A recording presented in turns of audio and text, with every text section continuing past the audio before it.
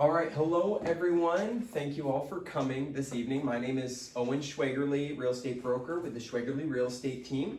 And tonight we're going to talk about how to make that next move from your current place to your new home and how to do it without losing your mind.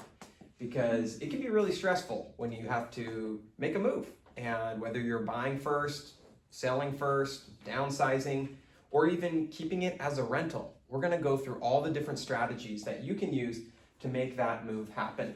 So, quick background, who are we? My wife and I are Cal Poly sweethearts. I'm from NorCal, she's from SoCal, met in the middle, and the way we made it work, staying local on the Central Coast is real estate. And we have now been in business over 8 years. We've helped serve over 275 families, and we are now an independent real estate brokerage. So this is our family, 3 kids. Jefferson was 2 weeks old. He's the little guy right there. And we've got Walker, 3-year-old, and Liesel, almost 2. And we have our executive assistant, Mallory. She sits there at the desk. She's on the back end of all our transactions, making sure everything goes smooth for our clients. And there's also a marketing person as well as a transaction coordinator. So that's a little bit about who we are. And I'm also 3rd generation real estate. My grandpa was a broker and an investor, and my dad is a broker and investor, and now I get to be a broker and real estate investor. So that's a little bit about our values. We're all about honesty, being committed, proactive. We're all about education and empowerment. I'm an Eagle Scout, so growing up, that was really important to me, being honest, involved in the community. I was also the ASI president at Cal Poly, so very much always helping serve our community. Hello. Hi, sorry I'm late. Welcome in, no worries. If you would like a snack, we've got some bubbly over here and some snacks over there. Okay, so why make a move? Why consider upsizing, downsizing, expanding, buying a rental property or second home or investment property? There are some handouts here as well for you guys to go over. Track along with this. Let's see. Here we go. All right. So why make a move? Life happens. Things change. You might need more space. You might need less space. You might want to build wealth through real estate by keeping your current house as an investment property. And when that time comes, how do you make that move happen? So the goal of today is to give you a clear plan to make a move into that next home or investment that actually fits your lifestyle. Because as life changes, stages change, and you may need a new place. So what does right size mean? It could mean moving up for more space, it could be moving down for less space. What it's really all about is finding a space and a payment and a location that works for your lifestyle for the next foreseeable future, 5, 10 year, forever. Like, what is this next move going to do for you? And when my wife and I first got married, we're like, how are we going to buy a house on the Central Coast? We bought a 4-plex because it had some rental income to help pay the bills. So we downsized. We went from a 600 square foot apartment into a 490 square foot apartment. And so we know how to downsize. Sometimes it's not always comfortable or by choice, but sometimes it's the best thing for you. Okay, so what are some of those pain points that you're facing or feeling? We hear people say this all the time. And as I was preparing for today, I really spent a lot of time thinking about how can I bring the most value possible to you guys, to the people here who made the investment of this evening to come in tonight.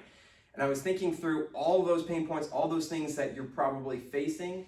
This is what a lot of our clients are saying right now about the market. And so I want to try to answer these questions for you so that way you can overcome these issues, and they're just hurdles. And there's always a way to overcome a hurdle if you're willing to go through. So we're going to help show you the path to overcome some of these hurdles.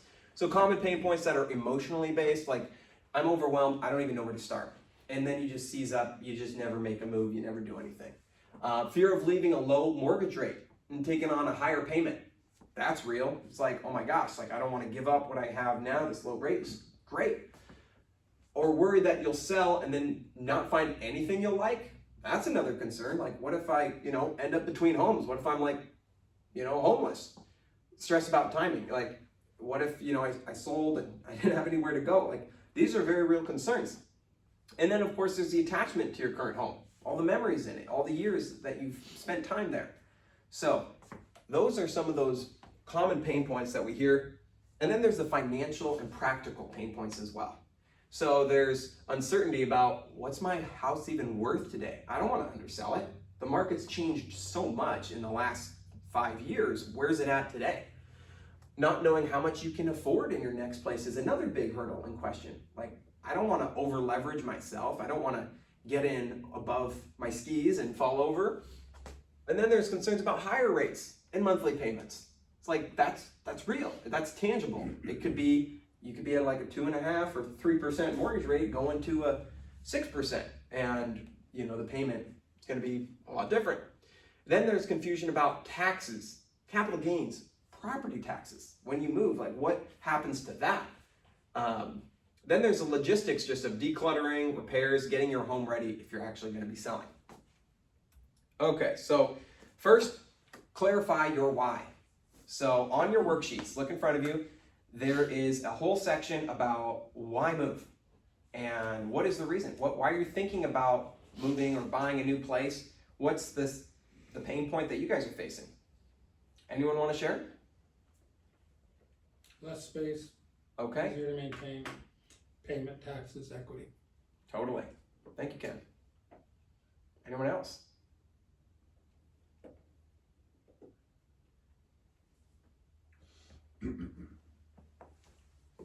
Here, I'll grab some pens for you guys too, so you can follow along. Fill it out.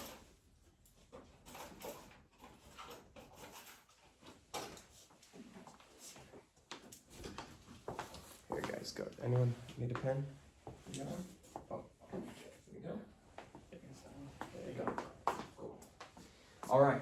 So yeah, go ahead, fill that out. And your why is going to help clarify whether or not moving even makes sense. Okay, so taking inventory of your current situation. Where are you today? And a lot of times, the best place to start is, what's my house worth? Establishing your value is huge, because then you can see how much equity you have to work with, whether it be selling or drawing, pulling out lines of credit.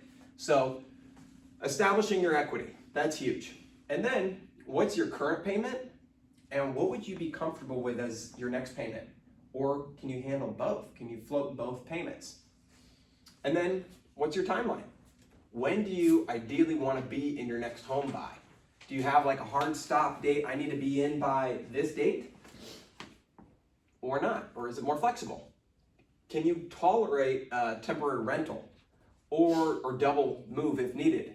Meaning you sell, you move into a rental, then you move again. So it's like moving twice.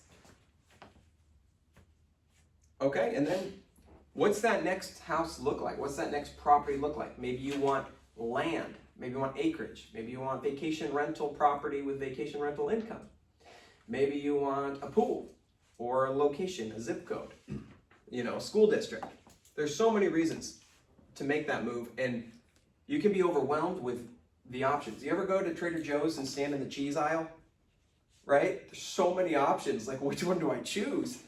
That's how it can feel sometimes if you don't have crystal clear criteria. Line up exactly what you're looking for. That way you can filter through all the noise and get to the actual deals that you are looking for.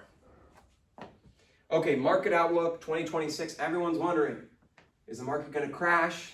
Is it a good time to buy? Is it a good time to sell? Here's the data.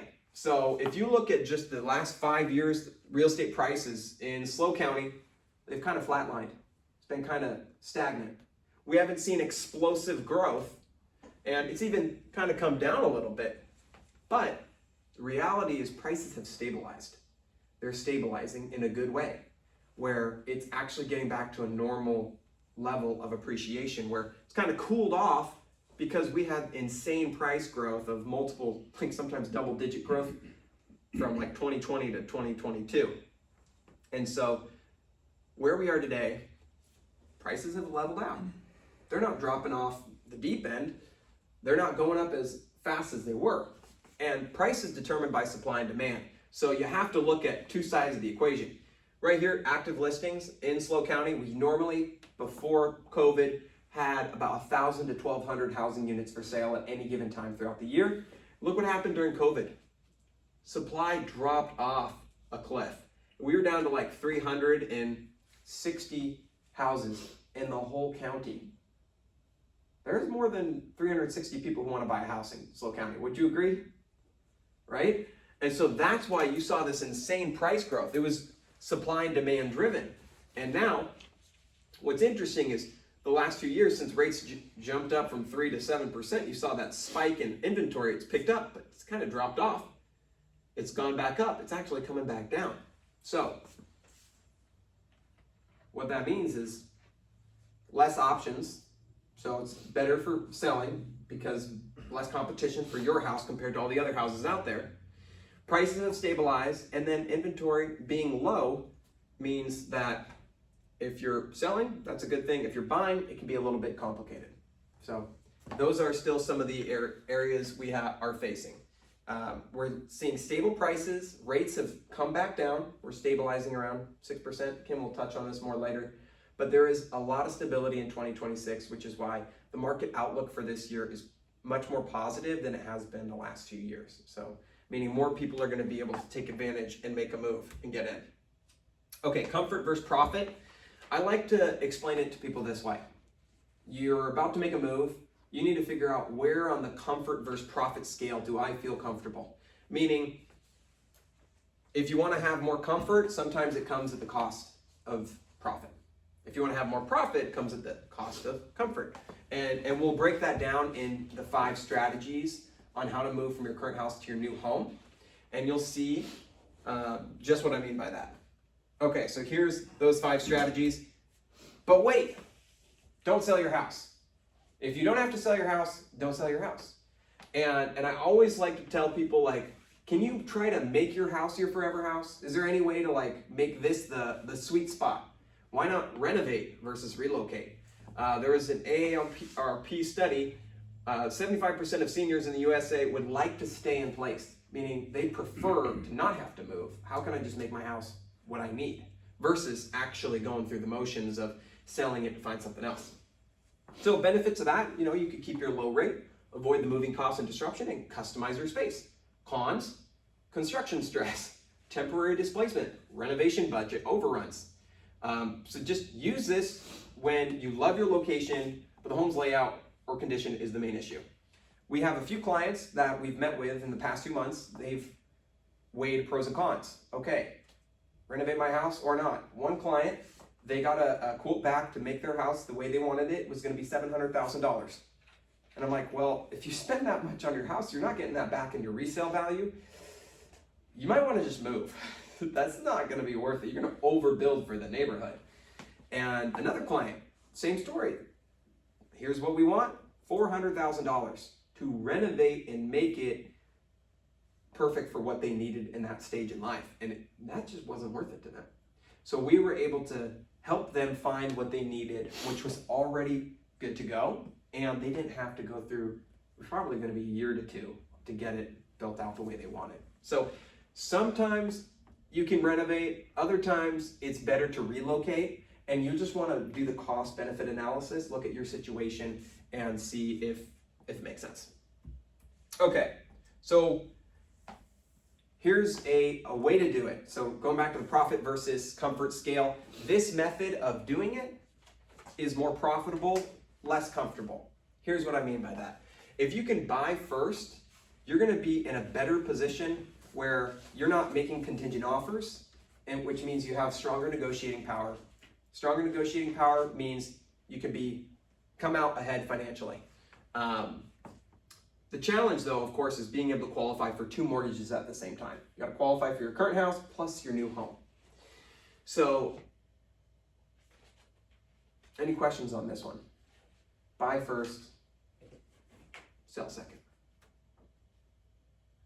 Another way to do this is using a bridge loan, which Kim has access to. Essentially, you can use the equity from your current house to buy another house, and then shortly thereafter sell your house, and then pay back that bridge loan and get into your new house. That's one way to do it. Is she going to talk about that?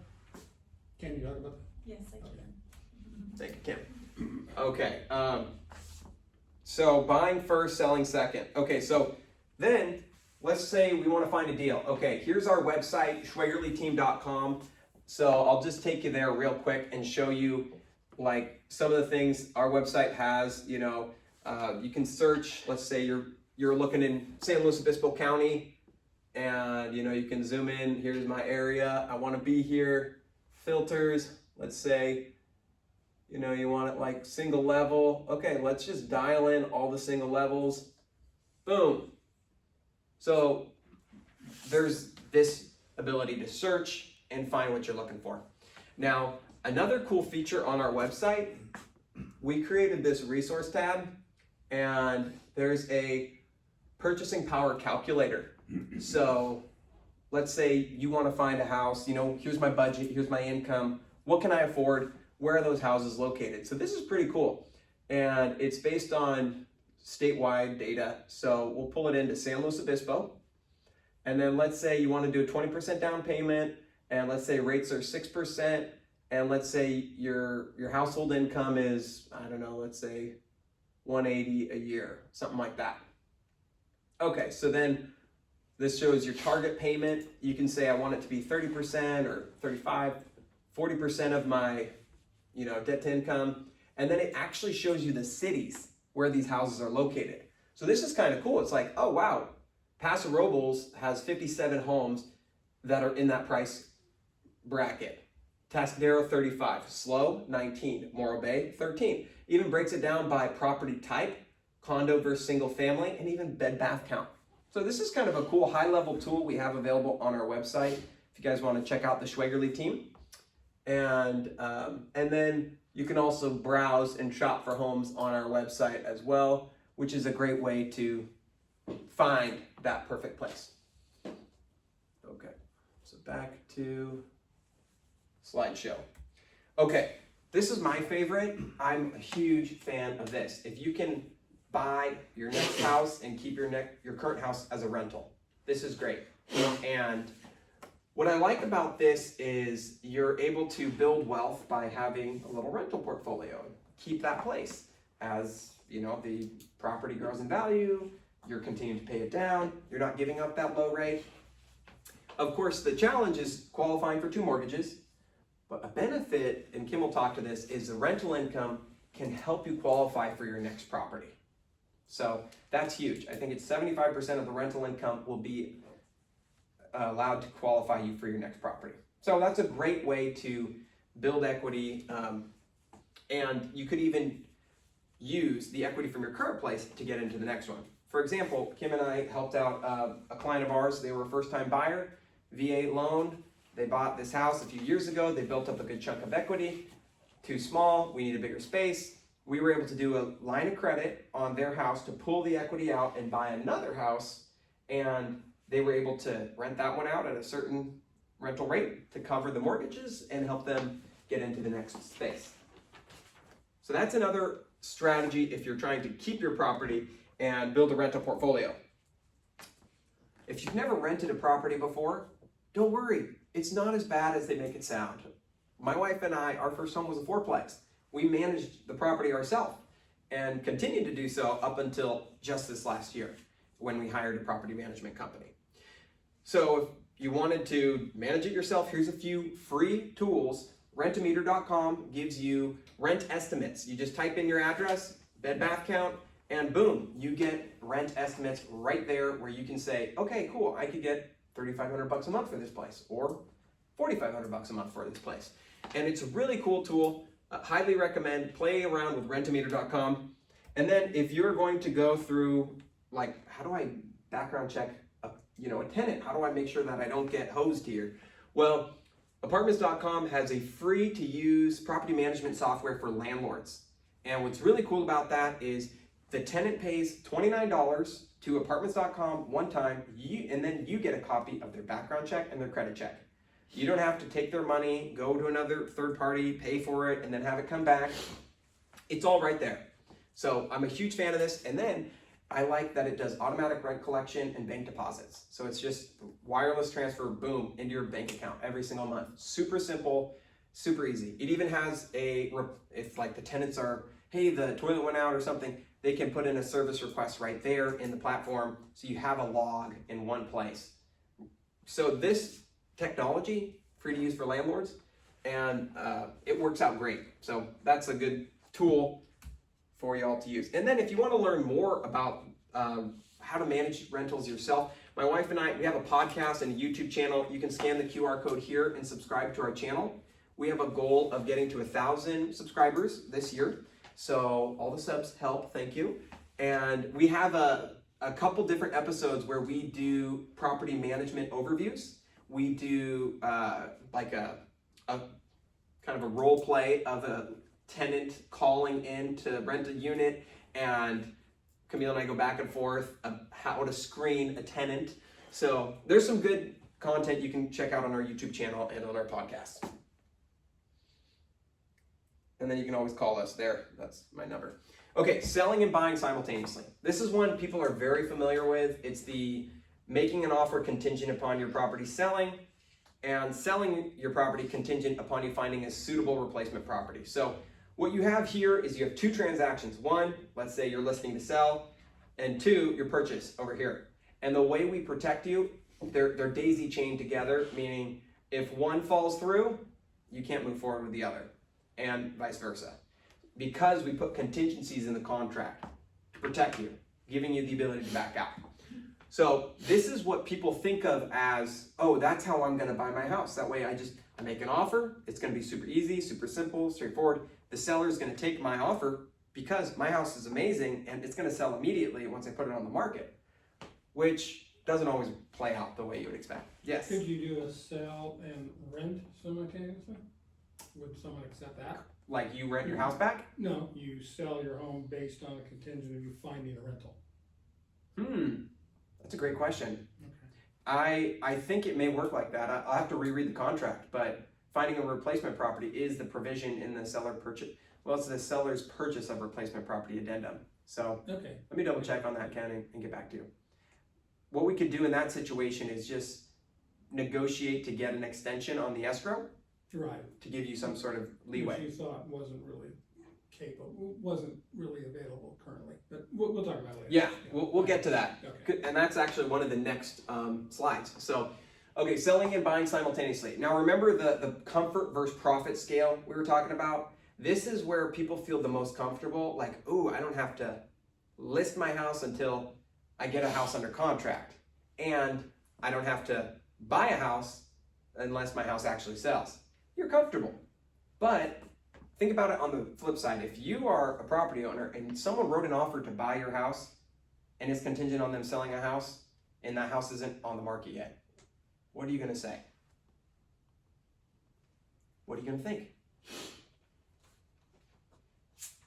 Go with another buyer. Right. It's like, okay, you're asking me to wait to sell your house. Your house isn't even on the market yet. There's 5 stages of this.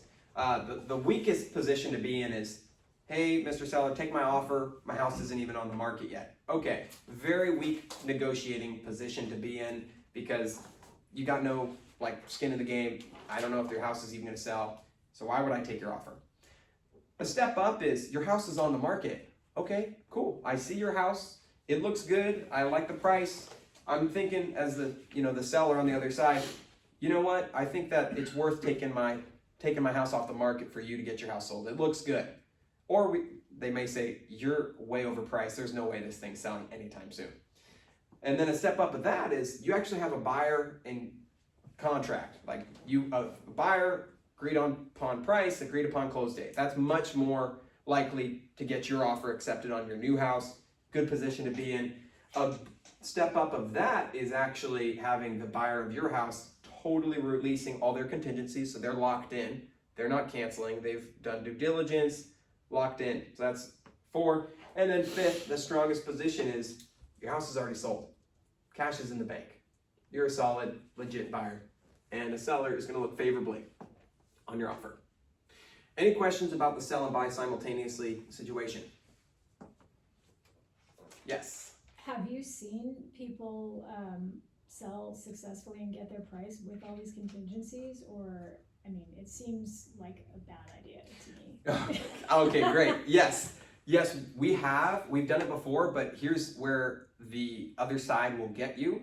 If they know that you're contingent upon selling your house to get your new house, they know they've got some leverage on you because, hey, if they don't agree to my repair request where I want, $10,000 or $15,000 in repairs, I know that I could cancel on them and they're gonna lose on their new house.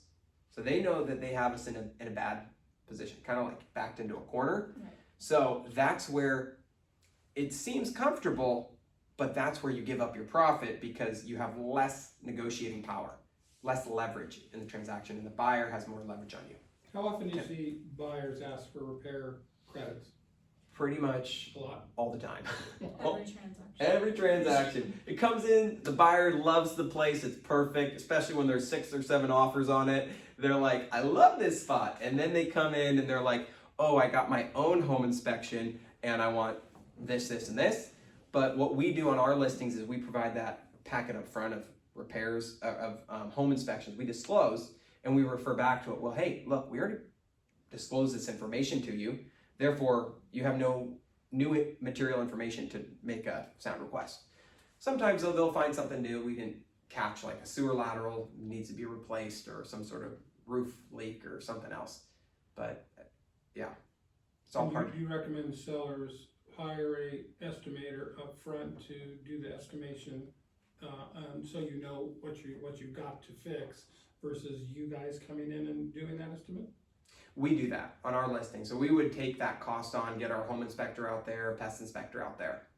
That's something that we do differently than most agents. Prior to listing. Yeah, that's part of our pre-listing prep to get it ready for market. So that's just to make sure that we know what we're selling and we can fix anything that's major before we go to market. I'd rather know about it on the front end than have it be in escrow. You were 2 weeks away from closing and then the buyers make a big deal about it. Rather deal with it before we even go into contract. Any questions on that? So what if you have something that you just don't want to repair and you're okay to give up a little cash? You to the can. seller? You can just say, all right, it's cost this much to fix it, I'll just reduce my price or give you a closing cost credit Yeah, okay. to cover it. So that way you don't actually have to do the repair work yourself. Right. And the cool thing about this, when done correctly and executed flawlessly, we can either close same day or next day. Boom, boom. So you can like move into your next house. And it does take a lot of coordination. So when you do this, you want to make sure you're working with a real estate professional, not just a fly-by-night real estate agent who just got their license, or someone who's maybe a hobbyist. You really want to have a professional working with you on this transaction. Okay, then there's option 4, which is sell first, buy second, and do a lease back on your current house. So Ken, to your point, sometimes instead of going to find a new rental, you can rent yours back until you find your new place. Oh. So we've done it up to 6 months in a client's home. So you're closing, you're just not moving out. Correct. And we just have to find a buyer who's willing to give you extra time in your house before they can move into it. And most lenders have a requirement that the buyer is supposed to move in within 60 days of closing.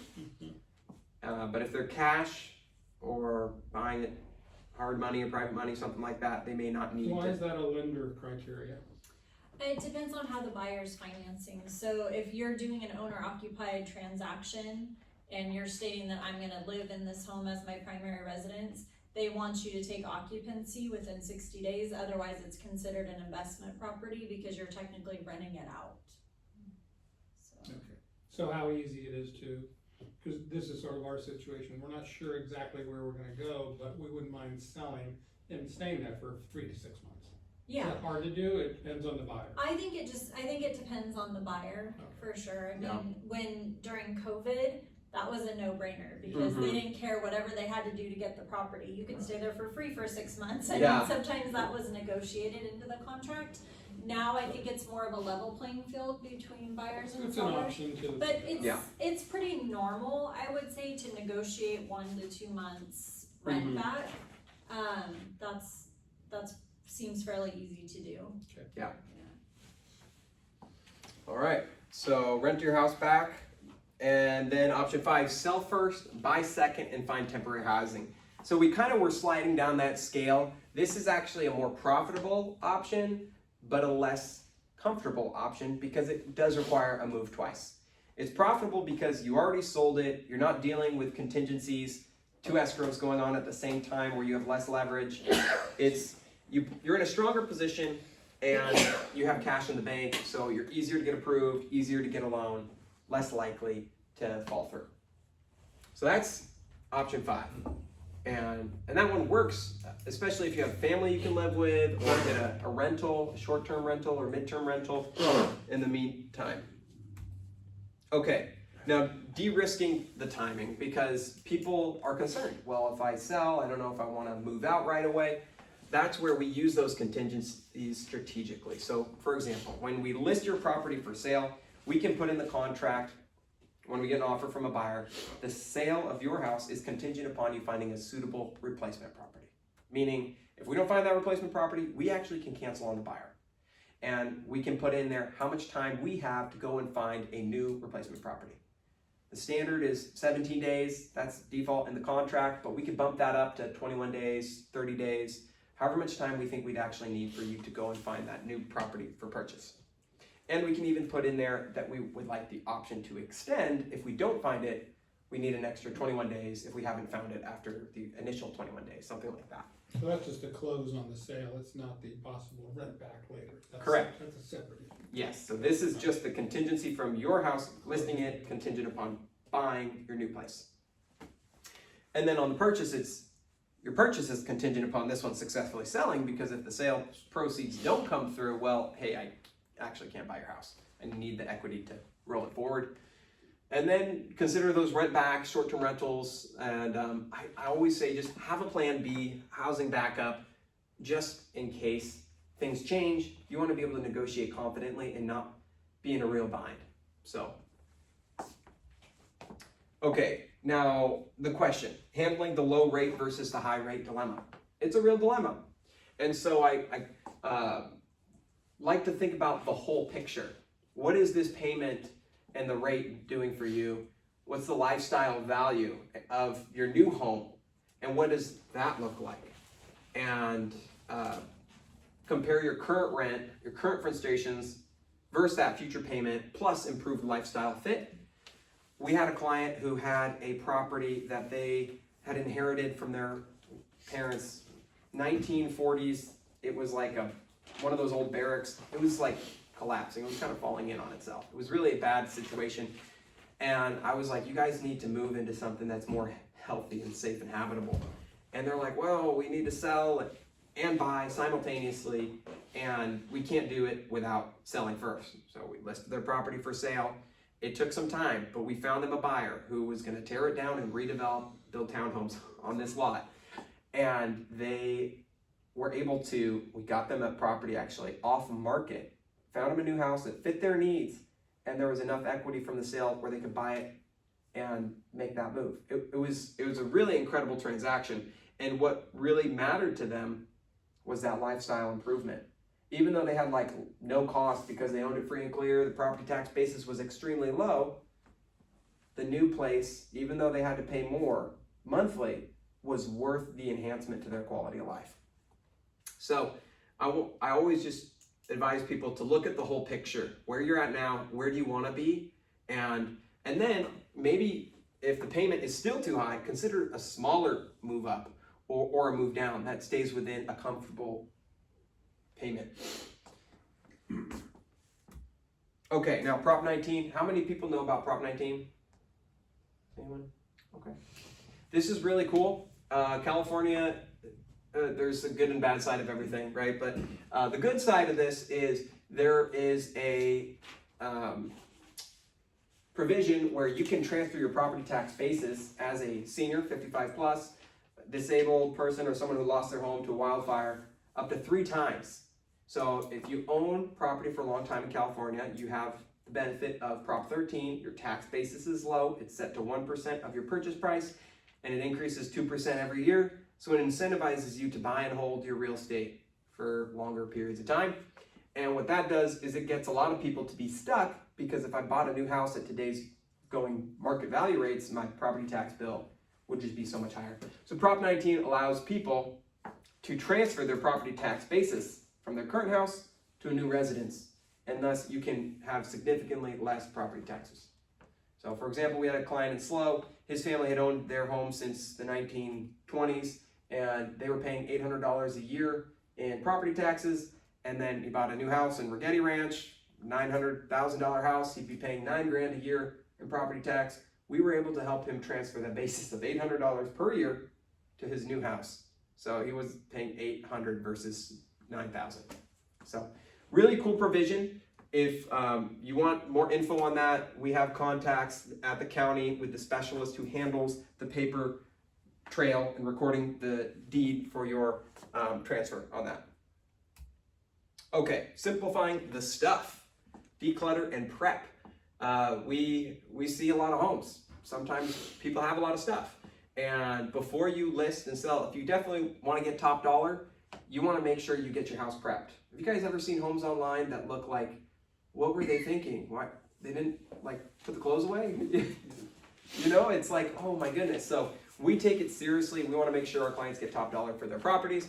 And so we have a whole checklist we'll go through, but we have a person on our team, a specialist who come in and help stage and prep and do additional things if need be to get the house looking good before we have our pro photo guy come out.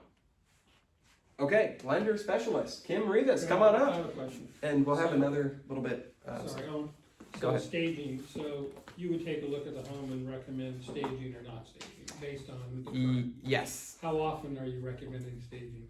So we often use what they have. So if you guys have good stuff, like we can use that, rearrange and move that into positions. So it's really about presentation Okay. versus fully staging a property. And they do have some things that they can bring in at additional costs. And who pays for that? So that's typically paid by the seller. Yeah. So, okay, and then I know you guys are probably gonna head out before she finishes or something, but I wanted to give you guys these cards. These are business cards, but they're also coupon codes.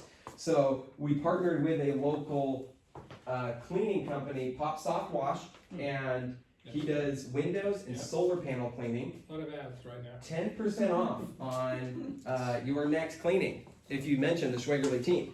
So enjoy solar cleaning or window cleaning on us. All right, go ahead. All right. Hi, my name is Kim Rivas, Katie Capital Mortgage. I am a local, born and raised, so I've been here a while. I went to Cal Poly twice. My undergrad was in ag business marketing. And I was a part of NAMA, which is the national marketing team. Went into agriculture and loved it, but decided I wanted to go back to school and did, and got my MBA in just general business finance. Ended going back into agriculture with a startup company and worked there for a few years, which was a great experience. And my boss's brother at the time was doing loans, and I'm like, hey, can you just teach me that at night? And I'll do a few here and there. Started doing it and just loved it, and then never looked back. So my husband and I started our own mortgage company in 2009, which is Katie Capital. We're a mortgage broker / banker. So what that means is we work with 20 to 30 different banks. So we get to kind of pick and choose who we want to use based on what your specific financing needs are.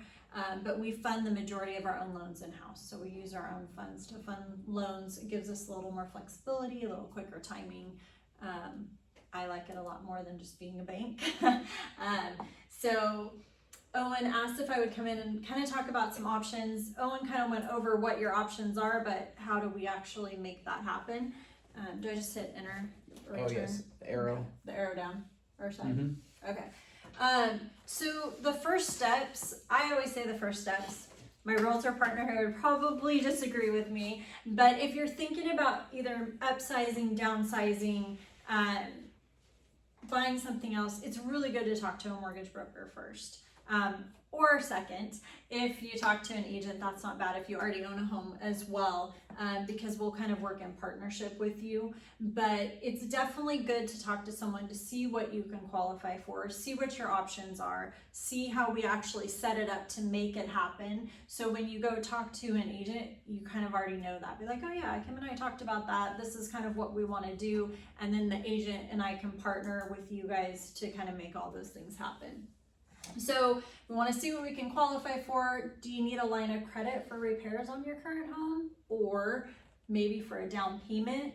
And just in general, what your options are. I have a lot of clients now that have been doing this for 22 years that come back to me over and over, and I've seen their equity grow, and they've been on their second or third house, but they want to keep their house and then buy another one, or they want to make improvements. So there's a lot of different options, but the reason why we start the process is so you know what you want to do and how you can get there. So what are the requirements to buy a new home or get a new mortgage? Down payment, credit scores, debt to income, job stability, and reserves. Reserves is just anything you have left over after the close of escrow. These are just the 5 things, just in generality. Some people come in and they're like, oh my gosh, that was so easy. Like, I thought it was going to be so much more. And literally we're talking about 5 things, and then I put them all together, and we're going to see what you qualify for, what your loan options are, and what you're actually going to qualify for. So it's not rocket science. And a lot of people get nervous, like, oh my gosh, this is going to be a long meeting and we're going to have to, well, it's really not. So one of the things that I talk about first with my clients that already own a home is get a line of credit. The reason why you want a line of credit, you may not even be looking, but if you are, there's a couple reasons. One, you're gonna have something come up where you're gonna have a repair on your house that you may not have the funds for, right? Line of credit can help with that. You may wanna keep your house, but you don't have a down payment or a deposit funds to go buy something else. If we have that line of credit in place, that's gonna open up a lot of options. You do not pay on the line of credit unless you use it. So there's sometimes charge an annual fee of maybe a couple $100 to keep it open, but it's a good option just to have out there, whether you're using it or not, to help you finance that next purchase. And it fits into a lot of the scenarios that Owen talked about, buying first and then selling, or keeping it, buying another property. So there's a lot of different ways we look at it. Maybe staging expenses, like you just asked about, moving expenses if you're gonna keep the home, and you're like, oh my gosh, we just put our down payment and now we need to move, and we have those expenses. So a line of credit you qualify for just like a regular mortgage, but it's a good option to have, and we utilize that quite frequently, especially for keeping the house and buying a new one. I have a client right now, they have 3 kids, they're in the middle of school, there's a house that came up that they're absolutely in love with, and they don't want to have to move first or move at the same time while they're buying. So we did a line of credit, we're using it for their down payment, they're going to purchase the other home, close, get moved in over the next couple of months, and then once they sell their home, they will do what we call a principal reduction and recast. So not only when they sell their home, their line of credit gets paid off, they're gonna take the proceeds, they'll put it down on the loan that they already have on the new home without refinancing. It's called a principal reduction. And then they'll recast the loan over the remaining years at the term they already have. So you don't have to refinance to do that. They charge, I think the lenders charge a couple $100 to do it, but it's much less expensive than having to refinance. And if rates are the same as when you bought the home, there's no reason to refinance. So it's a good option to have. Okay, so financing options, I know Owen talked about 5, but they all kind of fit into these 3. So sell and then buy, that's the obvious one that most people think, I gotta sell my house to buy another one. Buy and then sell, which is, I will tell you, probably the most used option right now. If the buyer can qualify for it, because even though we're evening out on the buyer and seller competitiveness, it's still competitive out there. There's still multiple offers on most properties. And if you don't have to sell something to be able to proceed and buy that house, your offer is going to stand out above and beyond anyone else's. So we use that quite a bit. The buy and hold current residents, I'm a big fan of. I know Owen has, if you haven't listened to his podcast on house hacking, it's exactly what he did. So he's lived that and has personal experience doing it. I've done it with several homes, and I'm a true believer in buying, holding real estate, and creating wealth with that. So we'll talk about those. So selling that by, most traditional option, you take the proceeds, use it as a down payment, can be done concurrently with the sale. Super easy. Owen talked about that. But like we said, it's contingent upon your house selling. And that's the part where if we're going in with a competitive offer, sometimes that can be a hindrance to your offer getting accepted. Now, a good agent like Owen and Camille is going to say, hey, if we're going to do this, we need to have your house listed. We need to get ready to go. We don't want to submit an offer without having your place listed, because that we're showing kind of lack of preparation, and they're not going to want to wait for us to get it listed and get it sold. Does it happen, and do offers get accepted like this? Absolutely. But the more you can be prepared with your agent, the more success that you'll have in that type of sell and then buy. So buy and then sell. So this is where most of your kind of creative options, I would say, come in. So the equity line of credit on your current residence. Let's say you have owned your home for 15 years, you owe $400,000 on it, it's worth close to $1 million.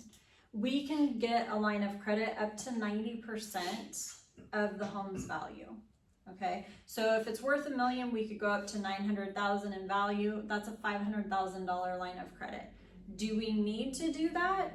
Probably not, because we can buy a new home depending on the price with as little as 3.5%, 5% down, and we can kind of talk about those strategies.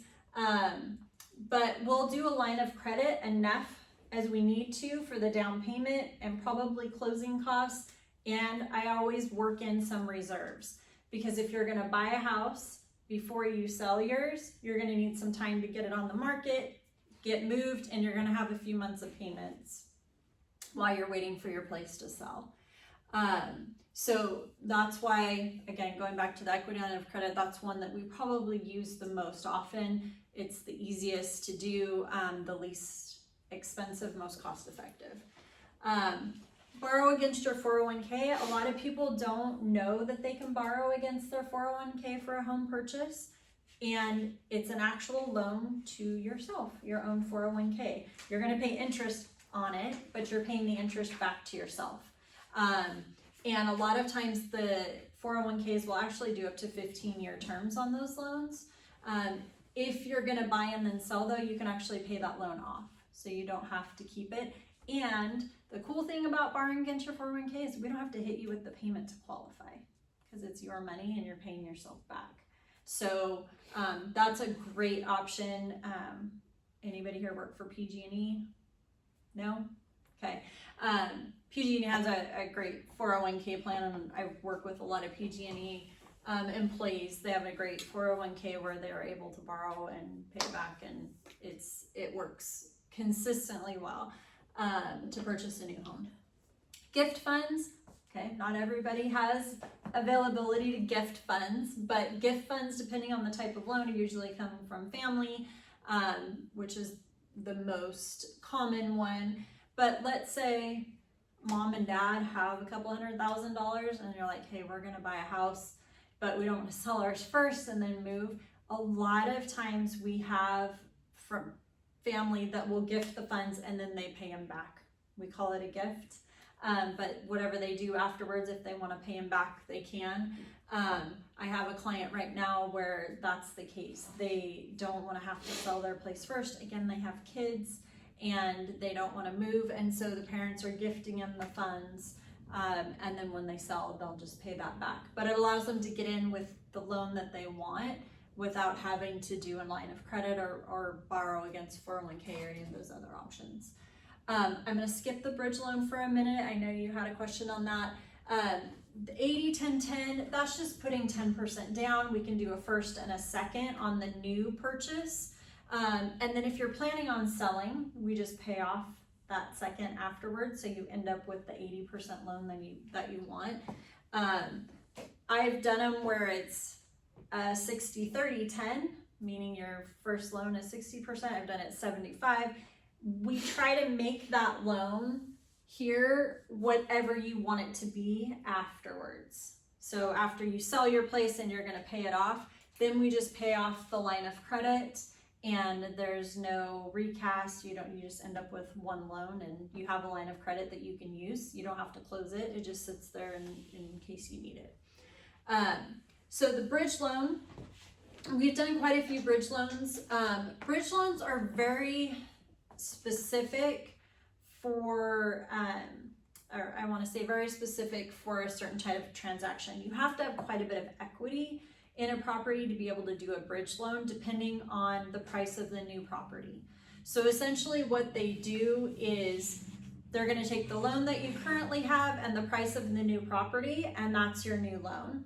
And then they add the values together, and they'll loan up typically to like 75% of those values. So if we were at, again, $1 million between the two properties, let's say one's 400, your new property 600, it's $1 million total, and you only owe 400,000, right?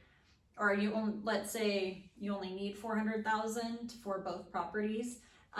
You may own your property free and clear. They'll put a new loan on it to encumber both properties, meaning it's recorded against the house that you own and the new property. And then once that house sells, they will pay down both loans. So they're going to pay off the property, obviously, that you're selling first, and then whatever's left over will go towards that loan. It is a short term, meaning it's about 11 months that you have to do that. So this is something that you would want to use is like, hey, I have to buy this property quickly. I don't have time to sell my property. I've got a ton of equity, or I don't owe anything on my home, and I want to get in this property quick without having to sell my property.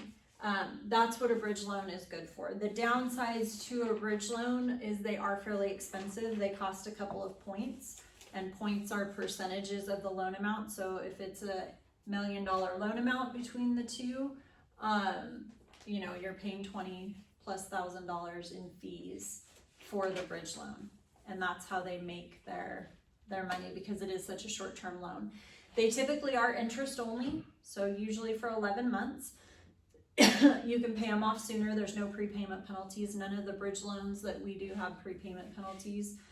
So there is an expense to them, but they do serve a very good purpose to be able to get, it's usually like the dream property. People are like, I have to have this house and I don't have time to sell mine, and it's perfect, and it's got everything we wanted, but we just don't have the money in hand, so we're going to use the equity in the property we already own. So bridge loans, normally we just have to run the numbers. We have to know what your house is worth. We have to know what the new price is, how much you owe. So it takes a little bit longer to get those quotes, like maybe a day. I just can't do it over the weekend because the banks that we use aren't open. Anything else, we can give you numbers over the weekend, but those, it has to be a business day, and then I can get you numbers as to what it would cost, what the interest rate would be. The only other thing with bridge loans is the interest rates are higher. So it's kind of similar to a private note where you're going to be paying probably a couple % over what the standard rates are. So like right now it'd probably be 8 to 9% is the interest that you're paying. Okay. Does anybody have questions on those? No? Okay. Buy and convert current home to a rental. So this is such a great strategy for keeping your property, building wealth through real estate. So how can we do this again? Again, my first thing is a line of credit, borrow from 401k, gift funds. So all of those things still apply, but what we can do is we can use 75% of the rental income to offset your mortgage payment. So that means we don't have to qualify with that debt. So if I'm just gonna use round numbers, if your mortgage payment, nobody has this mortgage payment, but your mortgage payment is $1,000 and you rent it for $1,000, we would use $750 to offset your mortgage payment. So you'd only have a liability of about $250. Now, of course, those numbers get bigger, but the percentage wise, we can use that 75% to offset your mortgage payment, and then we don't have to qualify with that. If your mortgage is like $1,000, unless your rental income is $2,000, can Yeah. you offset it by $1,500? You can only offset the mortgage payment Got it, okay. unless you have rental history as a landlord. Yeah, if you have, So like if 2 you years. own another property that you've been renting for 2 years and it's on your taxes, then yes, we can use it as income because you have previous history of rental income. But if this is your first one, they're Right. only gonna allow you to offset the actual mortgage payment. Right, but if you've been renting it out for 2 years and you own it, and then you want to buy something else, you can. Yeah, you can offset and use the income, Yeah. the additional income, yes.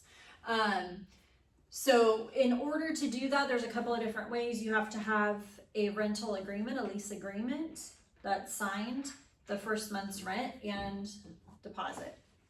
Or we have to have a rental agreement and we do a rent survey, which is like an appraisal of the rents in the area to see how much your property would actually rent for, to make sure it's kind of a legitimate amount that we're claiming on the rental agreement. Okay, very good strategy.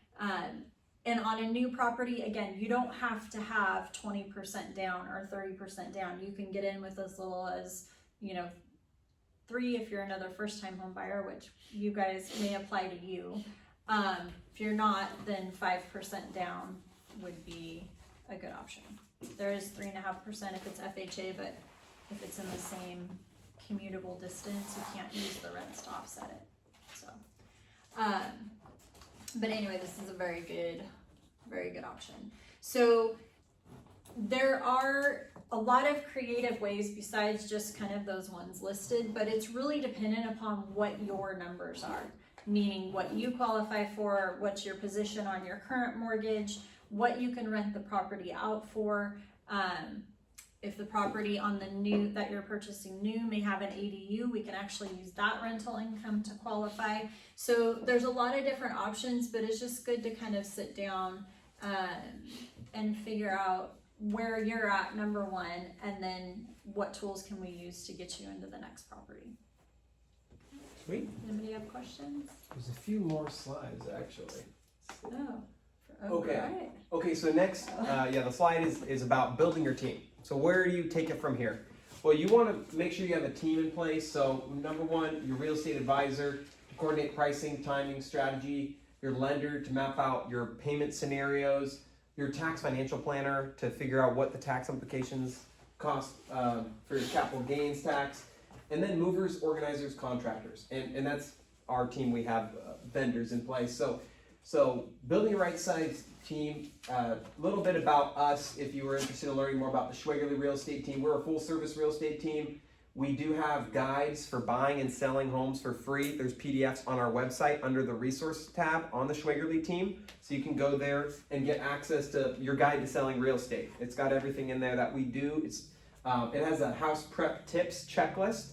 So this is super key. You can literally print that page out, put it on your fridge, check those things off as you're getting your home ready for market. So free resources on our website you have access to, that checklist. We can get you a broker price opinion, comparative market analysis report done on your property. And that's really key. That's kind of one of the things you want to do early on. How much is my house worth? Figure that out, because then you can work with your equity. And then working with someone who has a list of preferred vendors. So who's the handyman, who's the roofer, who's the contractor, the plumber. We work in the business all the time. We do a lot of good transactions with a lot of good people. So we have a list of trusted people we can connect you to help you on that journey, so you don't have to just call random people off the internet. And then client success. We have over 300 5+ star reviews from past clients. You can check us out online and see what other people have said about us over the years. These are two clients that we have the privilege of helping on their relocations, buying, selling.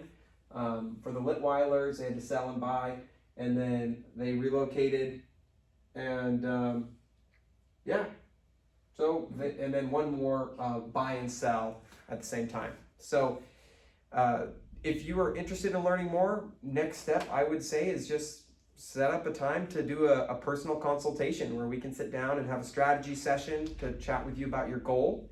That way we can really dig deep in what the criteria are for your new home and go over the market, do an analysis of where those properties are selling, and show you where the leverage is in today's market. Because I think 2026 has shaped up to be a great year for people looking to buy, and I'm excited about it. I think there's a window of opportunity too, where rates have come down, and before everyone starts buying again, I think it'd be a good time to lock in because we have seen prices soften lately. So, any questions about buying or selling? I do have Danielle. one question about homeowners insurance. Mm-hmm. Pretty dicey and expensive. Yeah. So have you seen transactions that have failed because the people could not get homeowners insurance on their home? Yes, we have. And so that's super important. You want to look at those kind of high fire zones and maybe avoid or skirt around those areas. Where we've seen that play out is like people go under contract and then we get quotes. We have multiple insurance brokers we work with that we shop rates. And if one doesn't work, usually someone else might be able to pull it off. And if you don't like the quotes that you're getting, we actually have a contingency in our contract where you can cancel and back out if you don't like the insurance. What about on the selling side? How do you mean? We have insurance, but maybe a new buyer, don't they have to? They got to get their own policy. So, Yeah. How do you protect that? Well, Before you get into trouble with that. Do you can fire harden your landscape. That's one thing you can do. Removing trees. We've done that. Yeah, we know about all the things Mhm. you're supposed to do. It's just that some of the providers just don't want to write policies. Yep. And we're not in a high danger zone, it's like medium or something. I think it's everywhere right now. Yeah, it's brutal. And we advise our clients, it used to be we had a couple providers that we loved and they had great rates, and so we would always refer business to them. Unfortunately now we give them a list of probably 6 to 7, sometimes even 8 different providers that we've consistently worked with that can perform in this area, to shop the quotes. Because I've had it where there may be a $7,000 quote on a property that's rural and another person can do it for $3,200. Yeah.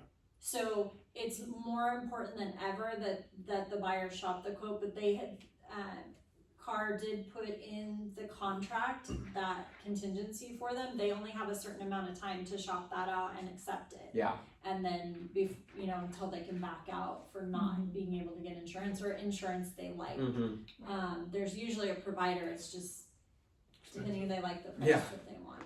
But we've seen for regular residential stuff, I've actually seen some positive headway as far as quotes coming back down a little bit and being a lot more reasonable. We used to quote $125 a month for homeowners insurance. Yeah. Probably for 10 years we did that.